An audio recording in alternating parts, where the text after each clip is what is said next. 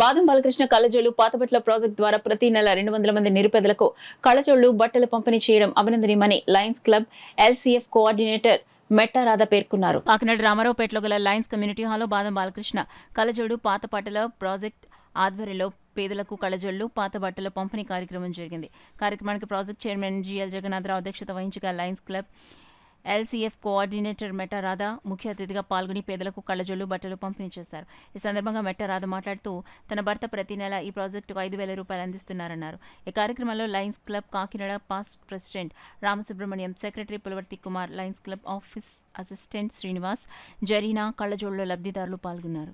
కళ్ళజోళ్ల project start చేశారు. Every month ఇంచుమించు 150 మంది దాకా కళ్ళజోళ్ళు ఇస్తూ ఉంటారు. 2 times ఇస్తూ ఉంటారు నెలకి.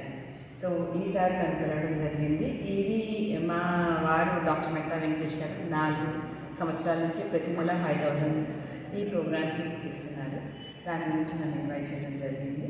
నేను lion Radha మెట్టా, LCF coordinator, district 316. ఇది చాలా మంచి ప్రోగ్రాము. ఇట్లాంటి ప్రోగ్రామ్స్ అలాగే పాత బట్టలు మన ఇళ్లలో ఏవైతే పాత బట్టలు ఉన్నాయో యూజ్ చేయనివి అవి వీళ్ళకి పంపిస్తే వీళ్ళు దాన్ని రిపేర్ చేసి ఏమైనా చిన్న చిన్న మోడిఫికేషన్స్ చేసి అవి కూడా వాళ్ళకి ఇవ్వడం జరుగుతుంది.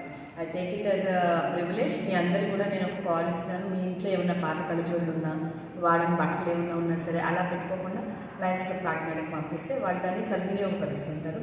ఎవరికి నీడ్ ఉందో వాళ్ళకి ఇవ్వడం జరుగుతుంది. Thank you so much.